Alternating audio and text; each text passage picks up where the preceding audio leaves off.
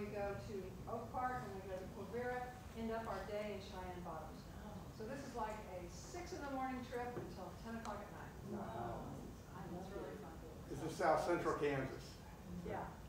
And there are 2 other teams. Anyway, we do have a couple of people that are supposed to be coming that aren't here yet. So we can, anyway, I'll be back. Yeah, thank you. The other announcement at the program meeting in May, our last program meeting of the spring season will be in May, and it is also the annual meeting for Wichita Audubon Society, and it is the day for election of new officers. And so this evening, the nominating committee has been busy and has been successful, and they have a slate of officers who have agreed to serve if elected. For President, Barbara Gobert, who's been secretary this year. For Vice President, Mark Nolan, who had the same office this year. For Secretary, Dan Householder, that's me. Barbara and I are switching jobs, is essentially what's happening. Treasurer is Kevin Grunewag, who has had that office this year. And then there are 2 board of directors that are up for election for another 3-year term, and they are Bob Gress and Ron Weddle. And any nominations will be open from the floor next meeting, so in May. And then there will be the election, and then we will go for another year, hopefully. Thank you. Welcome, everybody. I'm Mark Nolan, Wichita Audubon Society Vice President, and tonight we have Nick Stroot talking to you. He's currently on the Wichita Audubon Board of Directors.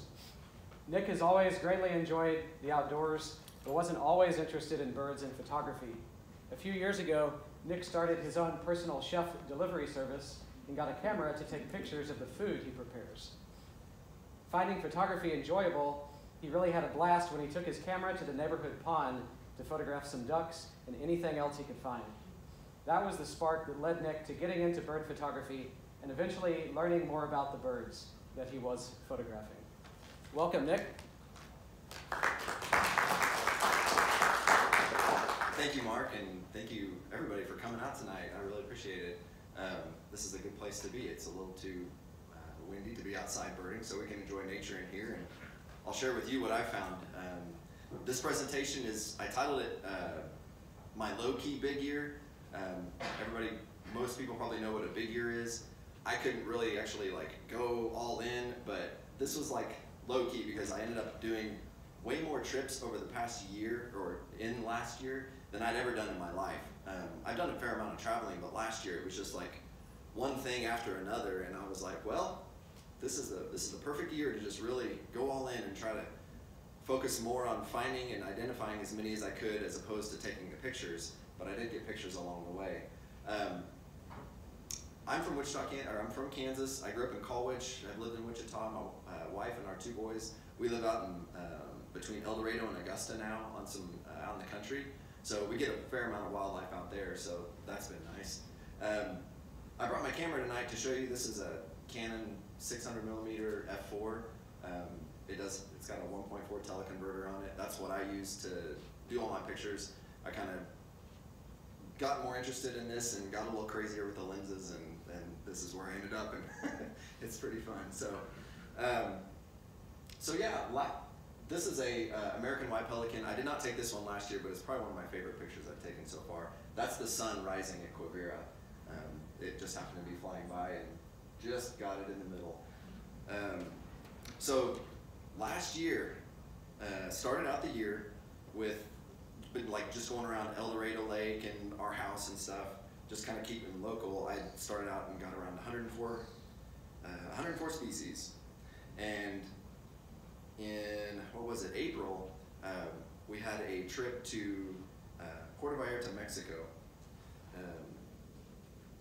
It's a cedar waxwing from out at El Dorado, just one of the ones from around local here.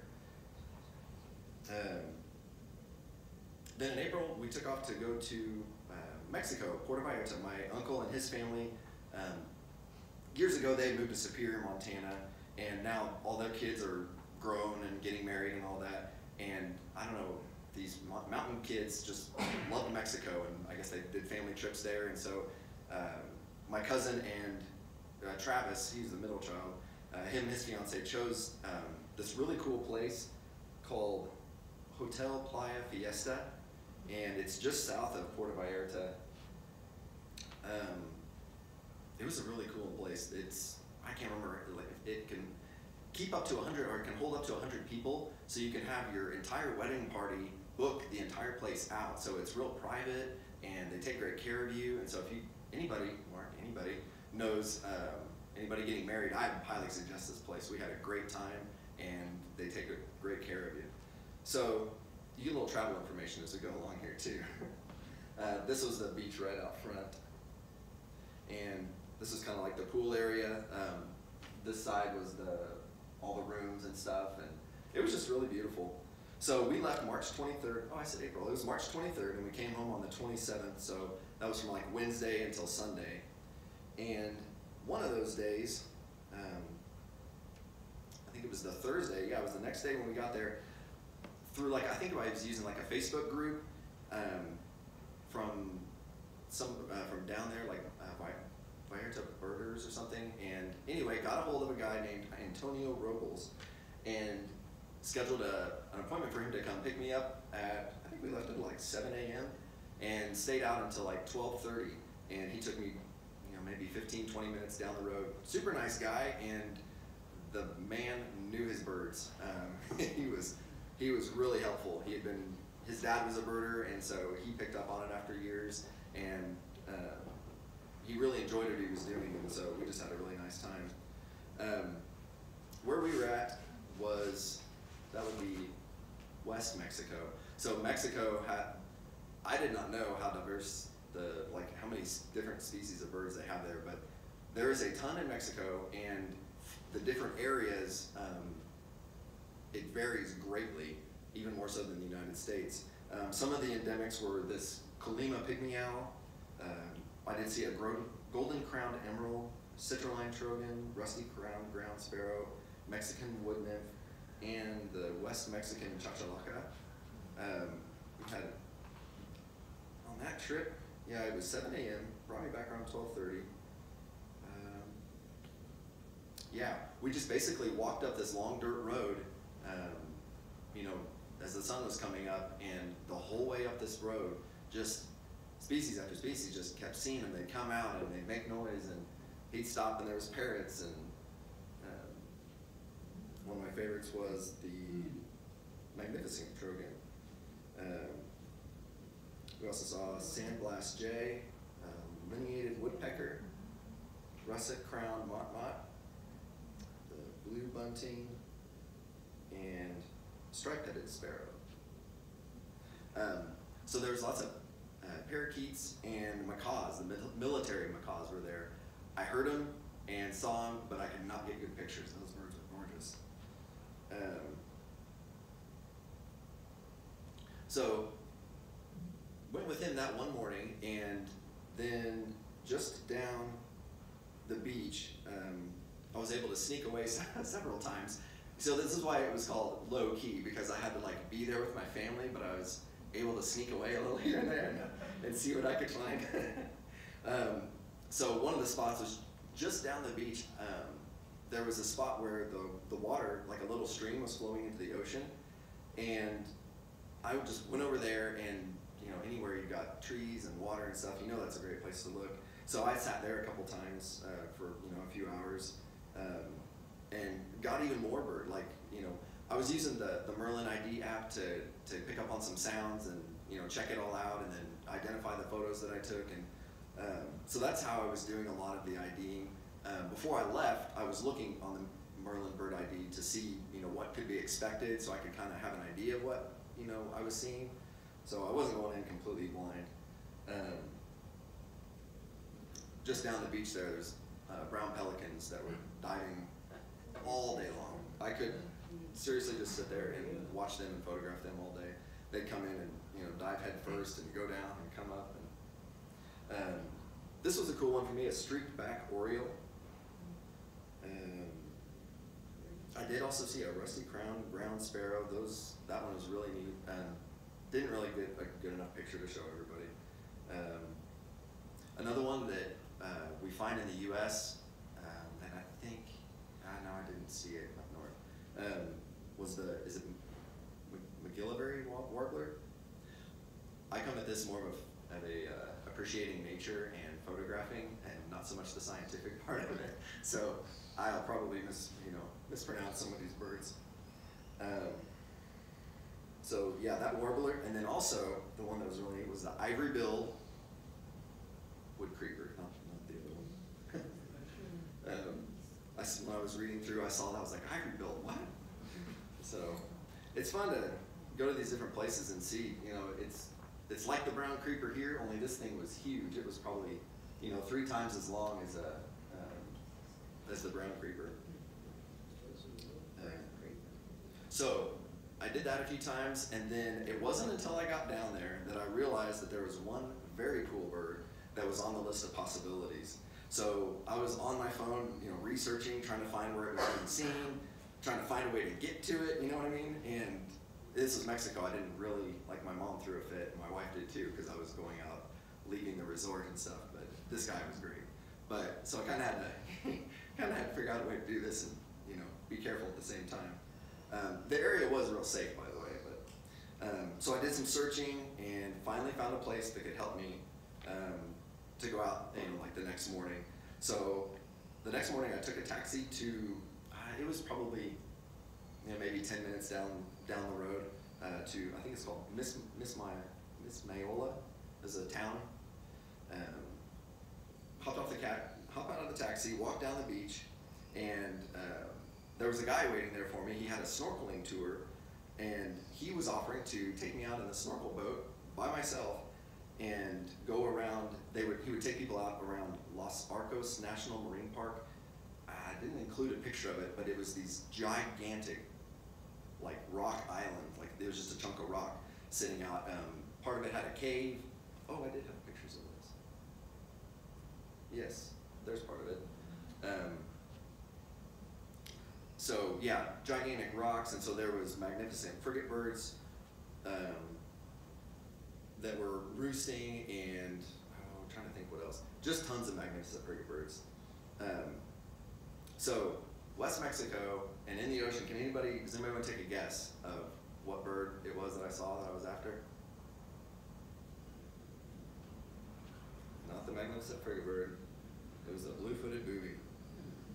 I was really excited to see that one. I remember hearing about or seeing pictures of these when I was little, like you see them in the books and stuff. So I was just really excited. So while I was there, I added 70 birds to the year list, and of those 70, 59 were lifers. I'd never seen this or that, that bird before. It was quite a trip, but that was just the beginning. I came back home, and Jeremy Burkett had found a surf scoter near Mays. He gave me a shot because it was relatively close, easy to photograph, and so I ran out there, and yeah, it was more about the pictures on that one. I had seen one of those already, and went back out to El Dorado Lake, whenever I can in the evenings and stuff, and there's a nice barred owl out there. So next up was something that's perfect right around now. I took a trip to High Island for spring migration from April 17th until the 21st. I took my wife's Honda Accord Sport down there and got 40 miles to the gallon. I'm proud of that. Trying to do all these trips, trying to save money at the same time, but still, maximize the excitement. And so then another thing to save more money, instead of getting a hotel, I got on Airbnb and rented a luxury RV. It was in this nice little camper park in Crystal Beach, which is right down from the Boulder Flats. And yeah, it was real nice. Just the perfect size for me, had a shower, Basically, I was out of there before the sun came up and didn't come back till the sun came down, the whole time I was down there, just out there photographing. I did come back and take a nap a couple times, so I just needed a place to sleep, and it was perfect. So hit up all the popular spots up in High Island and, what were some of the other spots? Yeah, the Bolivar Flats and Rollover Pass. There's all sorts of different areas down there. So yeah, I was out as much as I could, during the day just to take advantage of the time. Oh yeah, that was that camper. It just was just perfect for what I needed. I'd seen reddish egret before, but I was wanting some nice pictures, and this one was beautiful.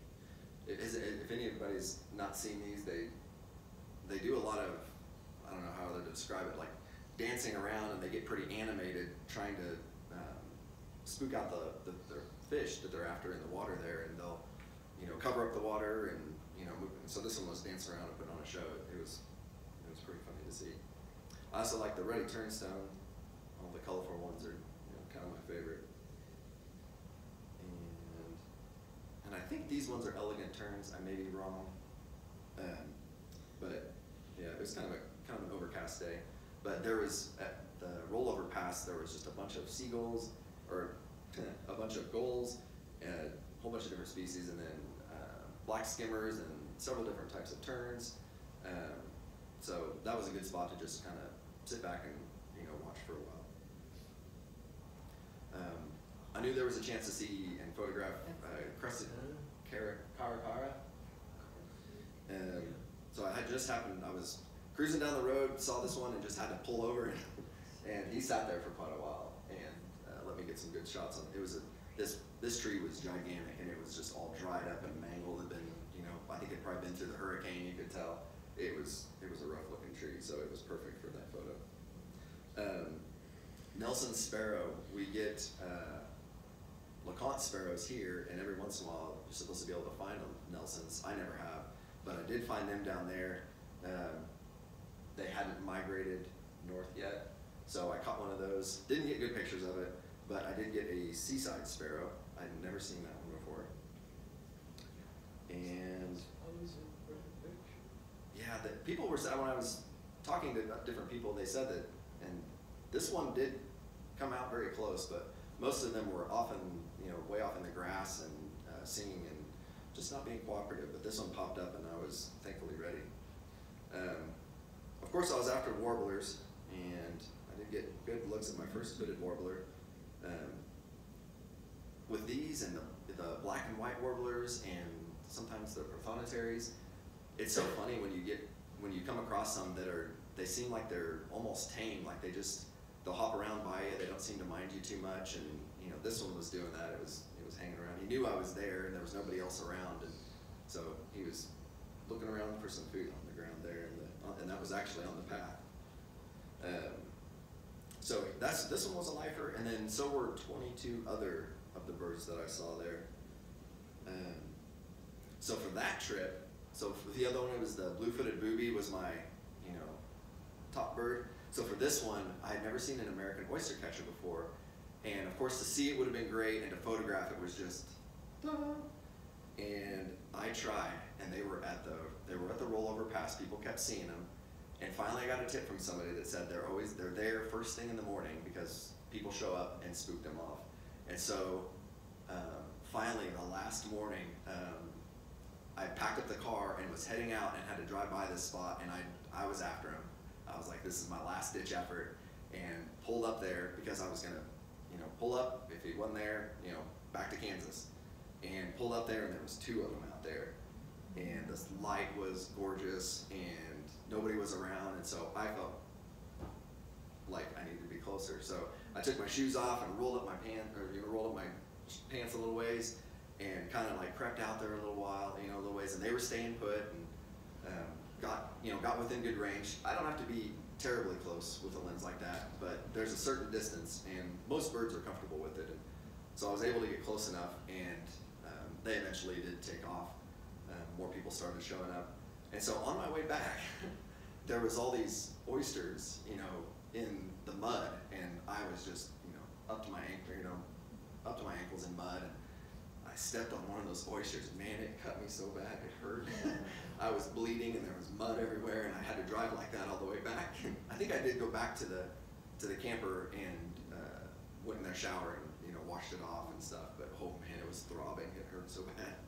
But got home and, alcoholed it and cleaned it all up and kept a close eye on it, and it was fine. So,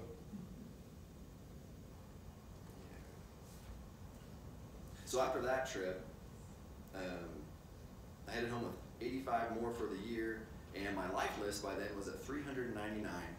And my good friend Mark Nolan found a long-tailed duck at Twin Lakes, those Twin Lakes apartments over there, and that made number 400.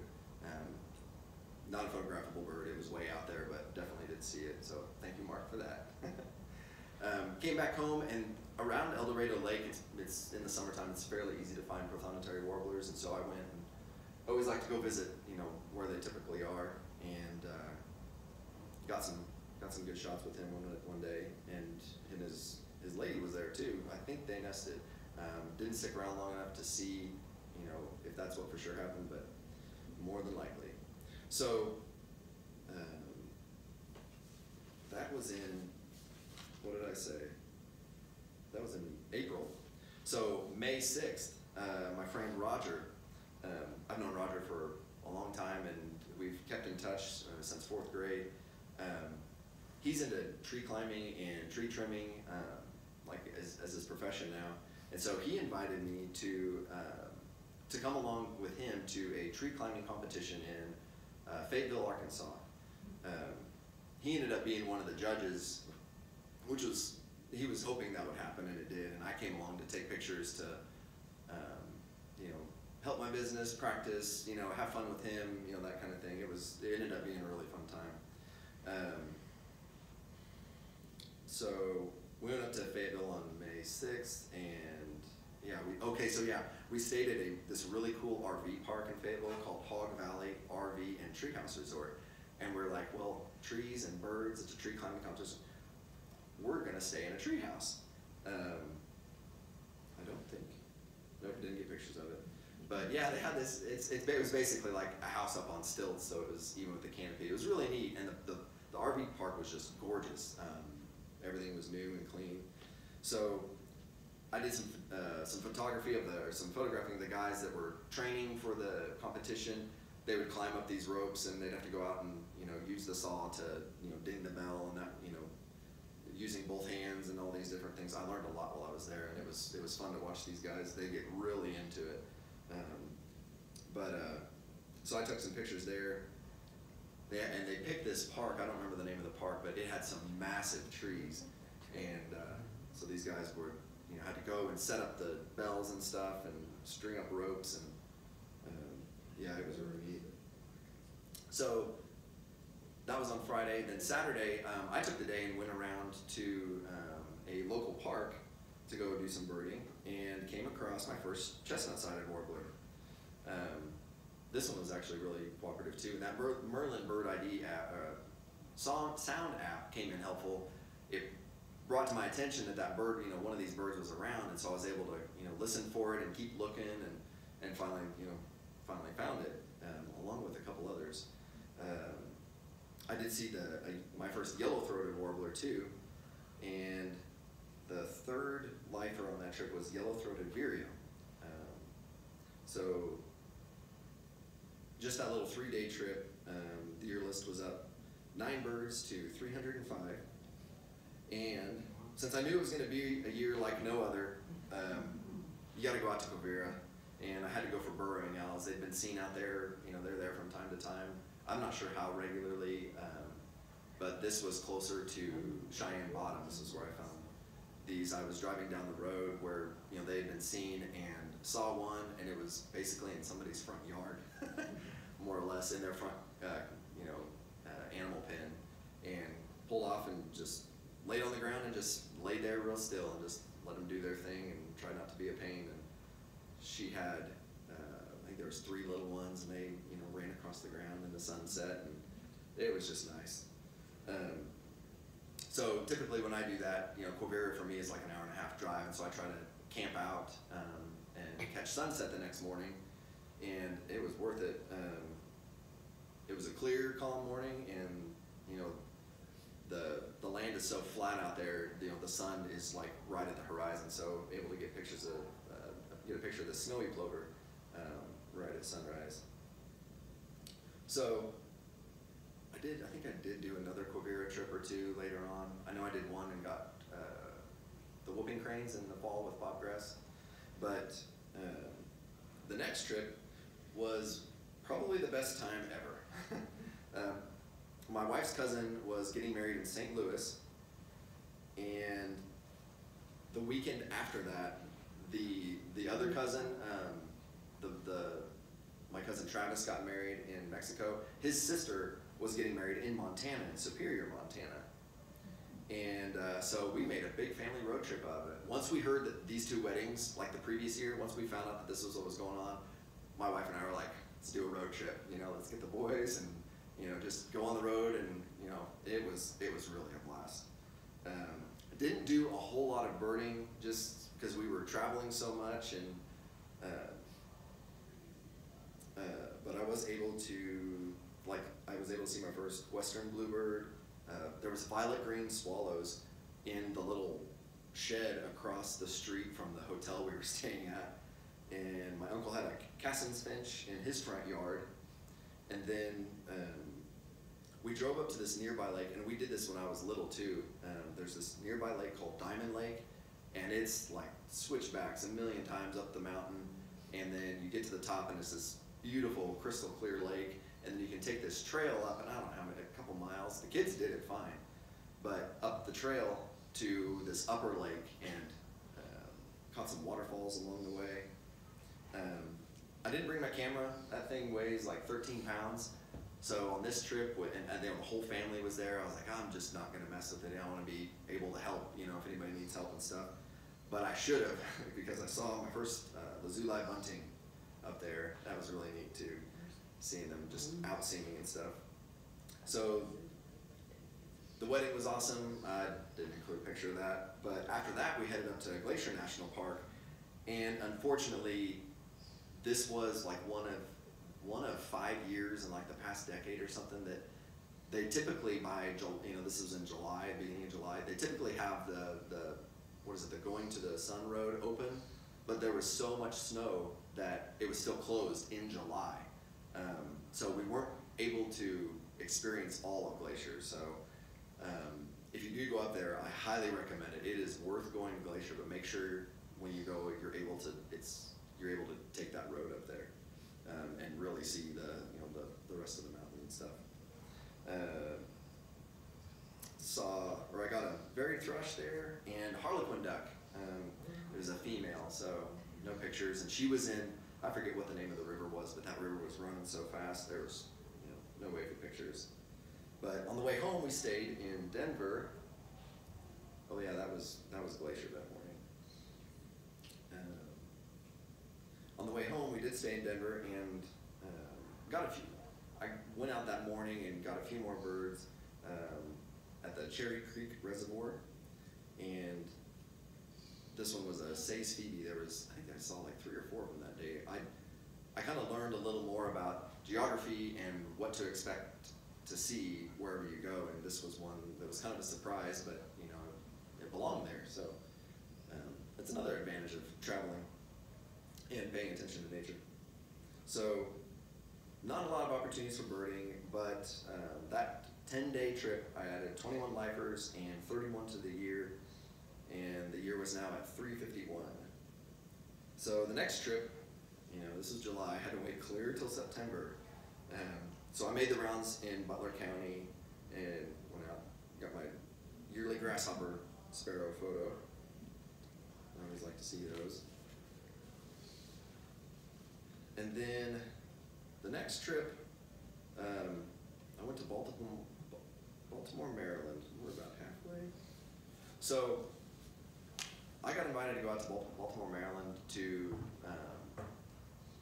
they were wanted, for a show for the Hope Channel, they were wanting me to do the cooking demo for a show that's going to be coming up. And so they flew me out there and put me up in an Airbnb. It was a lot of fun. It was a really neat experience. They haven't aired the show yet. They're still editing everything together, but it's kind of a whole nother story for a whole nother day. I knew there wasn't going to be much birding opportunities, so I didn't bring my camera, but I was on the lookout. There was a few up in that area that I during the summer that I hadn't seen yet. I'd never been up in that neck of the woods either by that time. I think North Carolina was the furthest north I'd gone. So everything was going to be new, but a lot of them I had seen already in that, but I knew in that limited amount of time I was going to try to go after these few, and so I did get to see a prairie warbler. That was a first for me, and American black duck, and a great blackback gull. I went out by the ocean, and I forget what the little town was, but got one of those. And so I was thinking, and like I said, this is September, so we had some migration was going on, and American black duck, and then the great blackback gull, and then I think I could see a black Burnian warbler. No, didn't see one of those. Still haven't seen one of those. I'm not upset about it or anything. So maybe this year. So that trip got me up to 360 for the year. The next one was pretty cool. It was very, very last minute. My wife and her friend that she works with were supposed to go to Las Vegas for a work training thing, or no, it was a convention more like. And at the last minute, her mom had a health issue, and she was not able to go. And my wife was like, "I don't want to go to Las Vegas alone. You want to make a day trip out of it?" And I was like, "Yeah, let's go tomorrow." So booked a flight to Las Vegas and had a nice little out-of-town trip with my wife. It was great. We'd been to Las Vegas together years before that, but I wasn't into birds at the time, and this time she was busy during the day, so I was able to get out and go to do some birding. This day was probably the best day of birding the entire year. It was just because there were so many birds, so much variety, and it was this place called Henderson Bird Viewing Preserve. It was east of Las Vegas. Has anybody been there? If you go to Vegas, that place was perfect. They were really nice, and they had, there was lots of water, so there was waterfowl, and there was grebes there, and all sorts of different ducks, and got a good picture of an Anna's hummingbird. What was the other one? Is it Costas? I saw Costas too. I didn't get good pictures. There was not very many of those. So yeah, that day was a lot of fun, and then the Western grebe was there. So that was one day, and then the next day I went back to Red Rocks Canyon. That's on the other side of Las Vegas, and we had gone there years ago when I went, and so I knew what it was like, and it's just a canyon, and it's mountains, and there's rocks that people will go rock climbing on, and you can kind of scramble on, and just a really awesome place to go explore. And so I went there for the day, hoping for like a canyon wren and some other these other desert birds. Didn't see that canyon wren, but I did get, this one was a lifer, Phainopepala. Mark? I did get a thumbs up. Yeah, I even had to ask somebody there how to pronounce that one. I was like, how do you say that? Yeah. Anyway, got that one, and a lesser goldfinch. We do see these in western Kansas from time to time. I have not. Along with woodhouse scrub jay.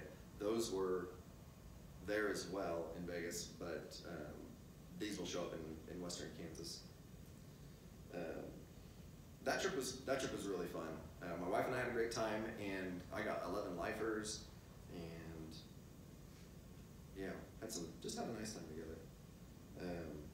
So by that time, the year list was at 386, and I typically try to, we do family vacations, and I typically try to, do like one birding trip. Well, I knew I was going all in, and my wife did too, and so I talked to her to let me go to Minnesota again. So I went back up to the Sac-Zim Bog.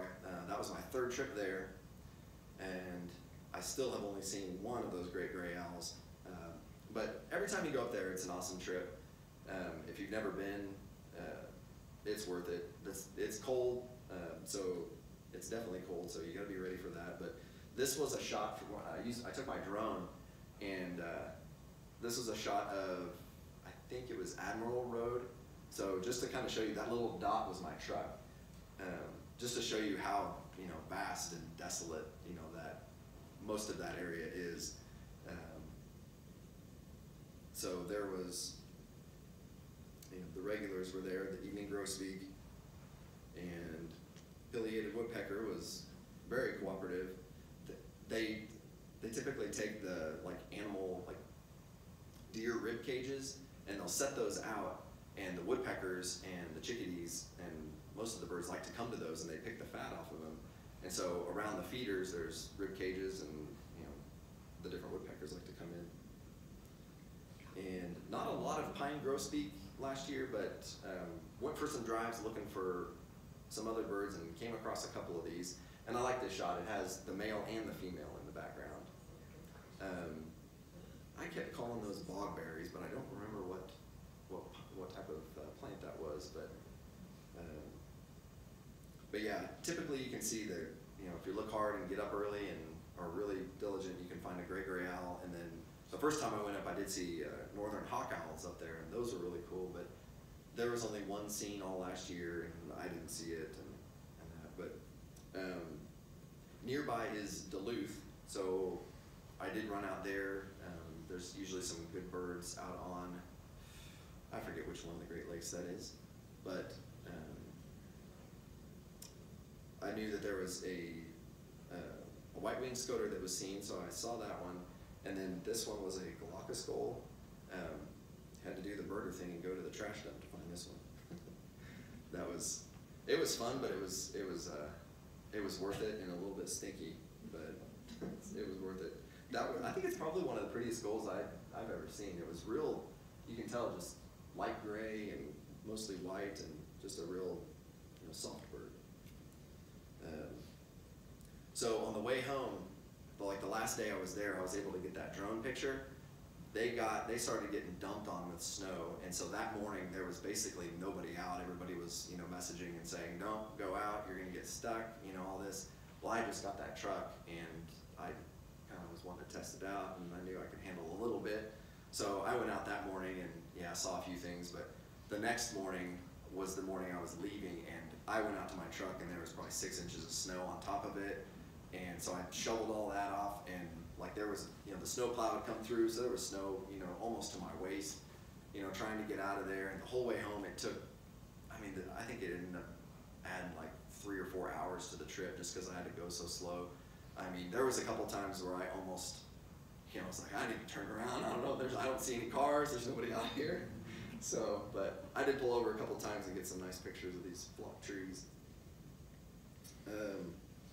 So the Minnesota trip brought it up to 394. I wanted 400 so bad. I kept trying around Butler County, and then I went up to Wilson Lake trying to find a prairie falcon. It was going to be a lifer and a year bird, and it could have been a county bird.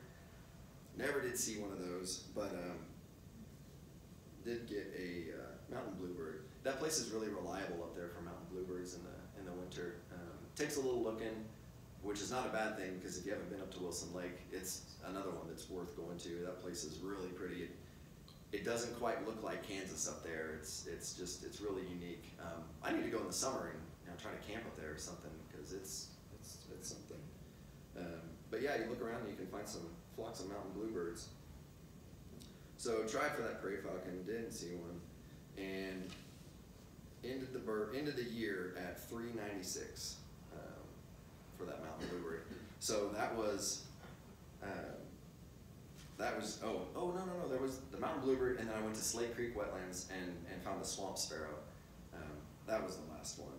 So not quite that 400 that I was trying for, but it was still a fun year and kind of a fun challenge. Most of the time I'm out there trying to get good pictures, and I'll go after, try to find things that are new, and it's just been fun to learn along the way. The different habitats and how specific these birds are to their habitats. There's some that if you're not in the right spot, you'll never ever see that bird ever.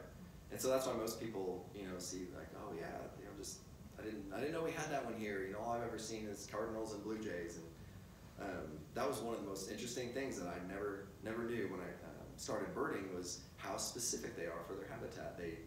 They like the certain types of cover, the different types of the food that's specific to that area, or you know, whatever.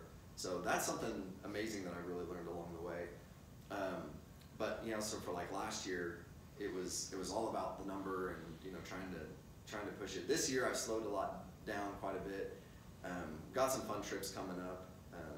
Going back up northeast again, and we'll got a family trip to Mexico coming up. But slowing down and, you know, enjoying the birds again and going after some good pictures, and, you know, when it's not so much about trying to get that number, just, you know, slowing down and observing them. Had some fun mornings out at El Dorado Lake.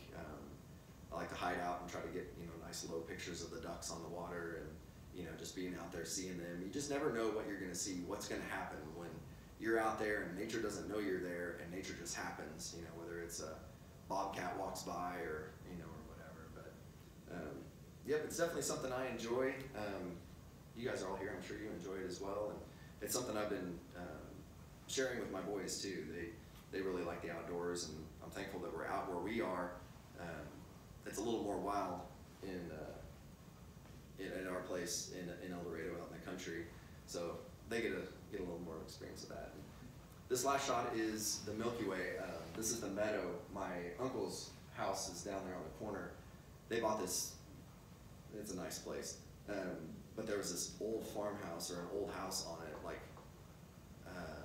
I don't know the whole story behind it. I wasn't around listening whenever they were talking about it, but they had to go in and update everything and, you know, redo it, and they were just about done, and now they are done. So they're living there now. And I went out that morning and out in their meadow, and they'd seen wolves out there in the past on the trail cameras, and we saw elk out there, and there was bears around, and so I was just a little bit nervous in the middle of the night in the dark in the mountains. But anyway, yeah, thanks a lot for coming out tonight. Does anybody have any questions about anything, about what I've talked about?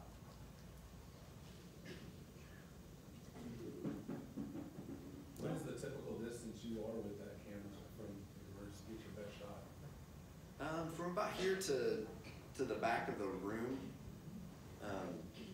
That's about the if it's that far, I can probably get a good shot. As a lot of it has to do with the size of the bird too. That pileated woodpecker, that one surprised me. It was every bit to the end there, and I got a lot of good detail on that shot, and I was really happy with it. But yeah, for the warblers, you got to be a little closer, because I use an R5, and so I think it's like 45 megapixels, so you can crop quite a bit and still, you know, keep the details. But yeah, but the eagles, you can be far away for them, and the owls and stuff, just because they're so big. Yes. What was the bird you wanted to see in Minnesota, and you said only one had been sighted this year? Northern hawk owl. Oh. Yeah. Those ones are.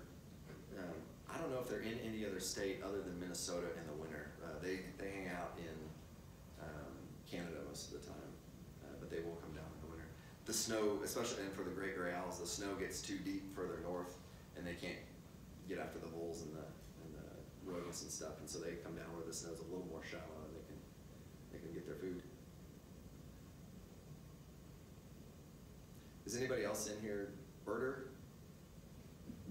There's a few. Everybody loves nature. Does anybody do much photography? I've seen, yeah. Well, cool. Well, thanks again for coming out. Mark, I guess we've got, you have snacks? There may be refreshments? Yeah. Yeah. In the back? Yes. Yes. Yes. There are. Oh, there are refreshments.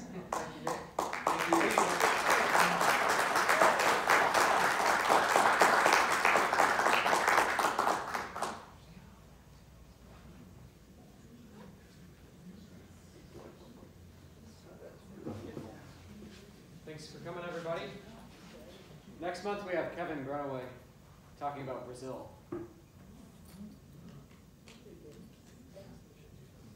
Hope to see everybody then.